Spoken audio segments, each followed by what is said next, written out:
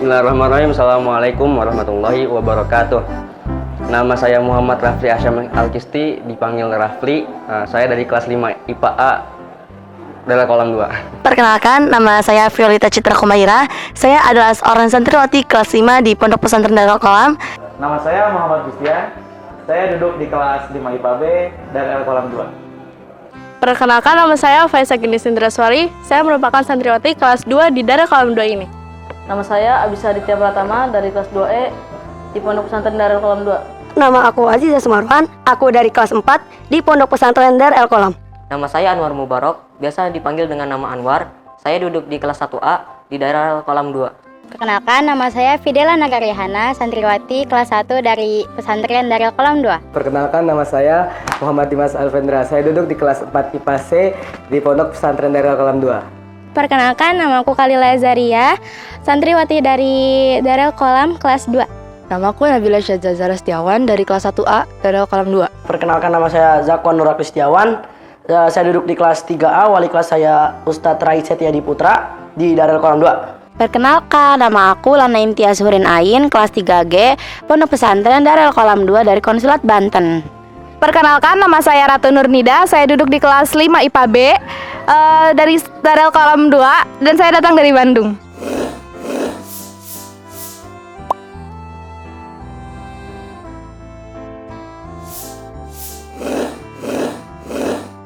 Jalan-jalan mengitari Darul Kolam 2 karena dengan jalan-jalan sekaligus membuat badan saya sehat dan bugar. Dengan jalan ya. Kalau aku itu tipe yang belajar harus sambil diem di tempat.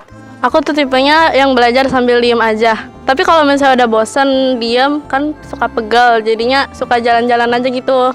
Berjalan karena sambil belajar sambil ngeliat pemandangan. Kalau saya sih lebih suka berjalan. Harus diam di tempat. Diam aja, karena kalau jalan tuh capek. Belajar sambil diem di satu tempat. Diem, duduk di tempat. Saya belajar tuh dengan cara duduk. Di tempat aja, di depan rayon. Kalau saya sendiri belajar itu dengan sambil duduk. Kalau saya tipe orang belajar yang diam di satu tempat karena lebih fokus dan lebih konsentrasi lagi. Karena kalau jalan-jalan itu biasanya hafalannya jadi lebih buyar-buyar kayak gitu.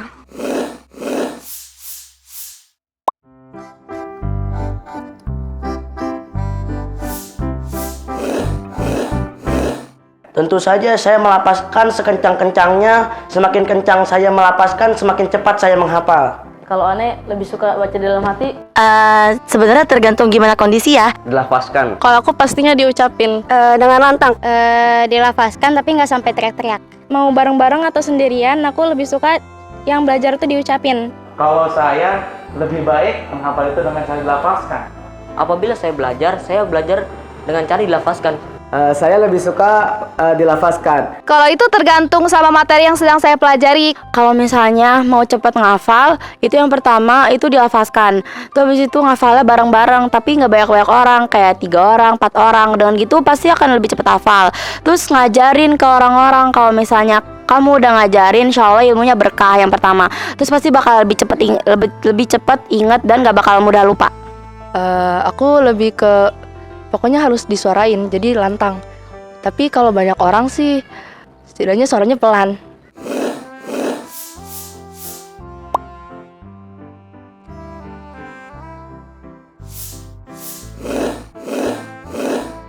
Motivasi sih pasti untuk membanggakan orang tua. Karena dengan mendapat prestasi yang bagus, insya Allah bisa membanggakan kedua orang tua.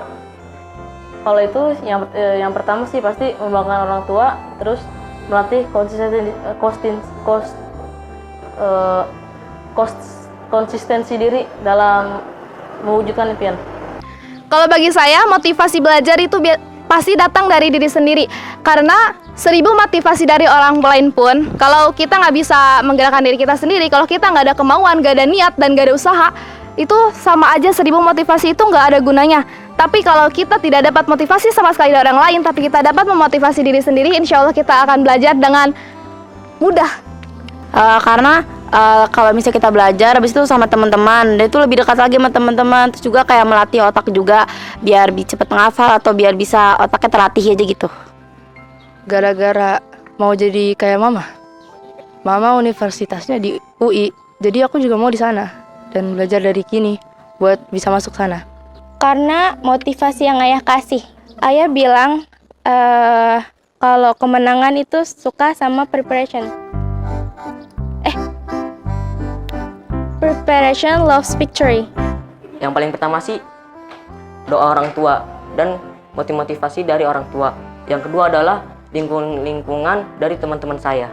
Karena pertama pasti karena orang tua dan karena papa pernah bilang wanita berpendidikan itu akan lebih dihargai oleh laki-laki dan seberapa tinggi sekolahmu itu menentukan seberapa tinggi derajat kedua orang tuamu. Karena suka aja, dari kecil tuh udah suka belajar. Yang jadi motivasi aku buat belajar itu pastinya karena punya cita-cita ya. Apalagi kalau misalkan aku punya cita-cita tinggi, terus aku tuh pengennya, aku nggak mau coba ngebual doang, tapi beneran bisa nggak sih dapetin cita-cita itu, bisa nggak sih ngegapai segala apa yang aku impiin gitu. Jadi itu yang termasuk motivasi aku buat belajar. Tentu saja orang tua saya yang memotivasi saya untuk belajar. Saya memotivasi diri saya itu dari diri saya sendiri. Karena kenapa? Saya mempunyai suatu konsep atau suatu kepercayaan bahwasanya dunia ini keras, bro.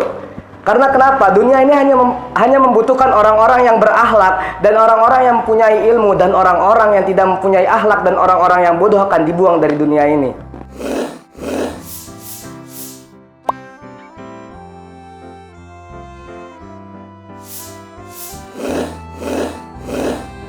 Biasanya kalau sebelum datang ke ruang ujian tuh masih fresh di kepala, tapi ketika udah masuk dan menjawab soal itu udah buyar duluan, hilang dari ingatan.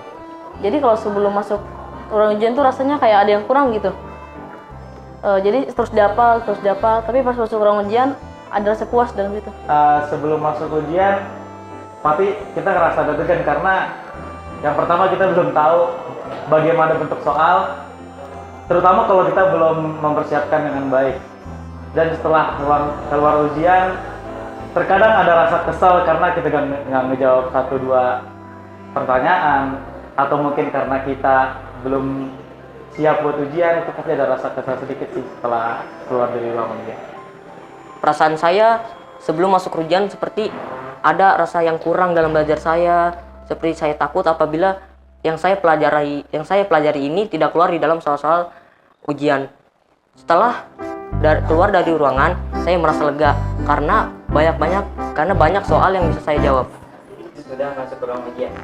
Mungkin perasaan saya ketika sebelum masuk ujian itu akan deg-degan, pasti gugup, pasti apakah yang kita pelajari atau kita hafalkan sebelumnya itu akan keluar dalam ujian, kan kita tidak ada yang tahu. Masuk ujian senang, keluar ujian lebih senang.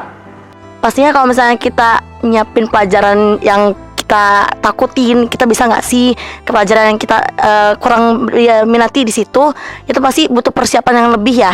Apalagi kalau misalnya aku tipe yang bukan di bidangnya matematika.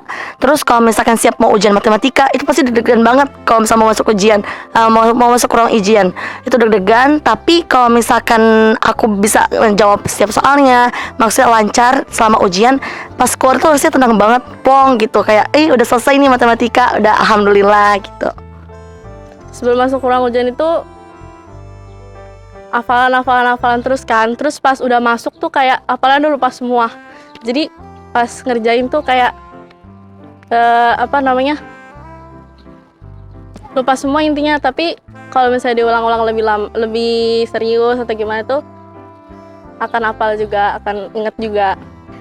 Deg-degan, khawatir apa yang udah dipelajarin nanti pas di ruang ujian itu bakal lupa. Oh, sebelum masuk itu ya pasti rasanya deg-degan karena harus nginget rumusnya, harus memahamin lebih dalam lagi Pak itu. Terus sesudah keluarnya lega, walaupun ya tahu lah hasilnya itu. Deg-degan banget. Ya, karena rata-rata kalau aku pengen masuk ruangan itu kan deg-degan. Pas sudah masuk ruangan, lupa semua yang udah dihafal. Jadi sebelum masuk tuh rasanya deg-degan banget, takut hafalannya hilang, takut ngeblank di ruang ujiannya. Dan ternyata emang bener, hilang. Tapi habis itu biar nggak stres, biar bisa move on dan bisa belajar ke pelajaran selanjutnya, jadi ya lupain aja udah. makin deg-degan gara-gara ternyata pas lihat soalnya bener-bener susah banget. Sebelum masuk ruang ujian PKN itu pastinya deg-degan karena kita nggak tahu bentuk soal yang bakal kita temuin, dan juga pastinya takut lupa sama materi yang udah saya pelajari. Tapi kalau udah keluar dari ruang ujian tersebut lebih lega rasanya.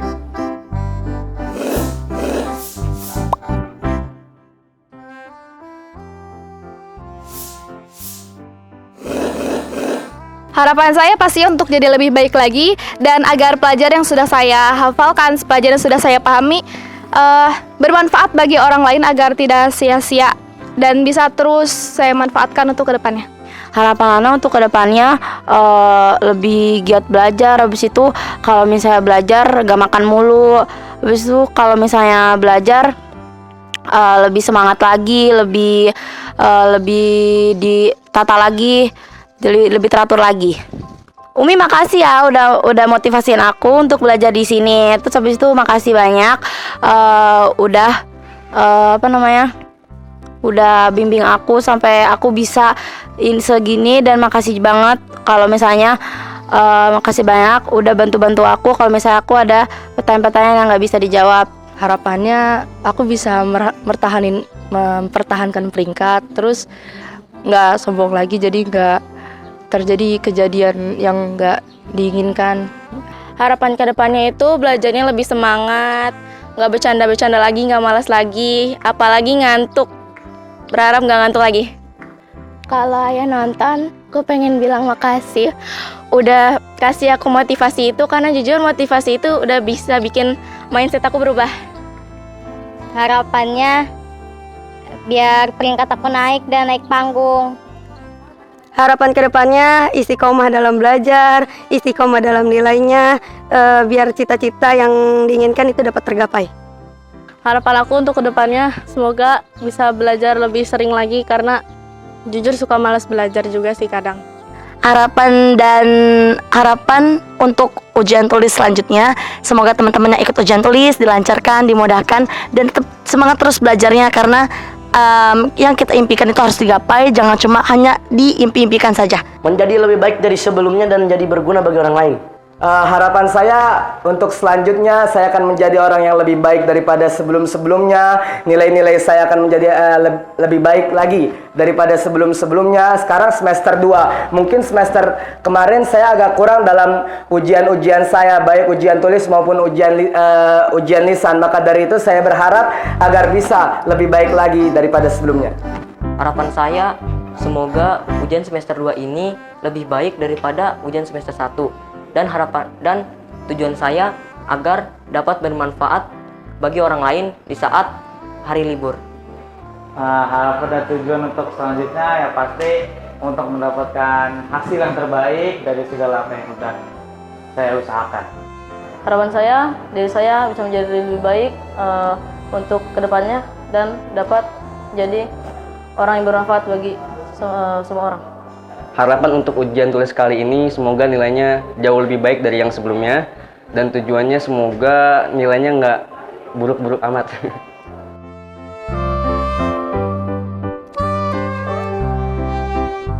Ini skripnya bener atau enggak ya? Tahu saya emang ada ya orang yang makan bubur tuh nggak diaduk? Kayaknya enakan diaduk sih. Aku tim makan bubur diaduk. Kenapa? Karena biar lebih enak aja kesatu semua rasanya gitu. Kalau aneh sih diaduk sih, biar cita rasanya makin mantap gitu. Aku tim makan bubur diaduk. Enggak, karena kerupuknya nanti jadi lembek. Nggak diaduk, biar estetik. Saya di rumah memakan bubur dengan cara diaduk. Lebih suka yang nggak diaduk, karena salah satu yang bisa ningkatin selera makan kita itu dari visual makanannya. Diaduk. Saya lebih suka diaduk. Nggak diaduk. Soalnya kalau misalnya nggak diaduk tuh kan bubur kan rasanya tawar ya. Dan kalau misalnya nggak diaduk tuh ada kecap, ada ayam, itu lebih kerasa. Apalagi kalau misalnya kerupuknya tuh nggak diaduk, terus bisa pas habis makan bubur kasih kerupuk keras jadi enak banget. Saya tipe orang yang makan bubur gak diaduk karena lebih estetik dan juga kerupuknya ntar gak alot. Saya tidak suka bubur.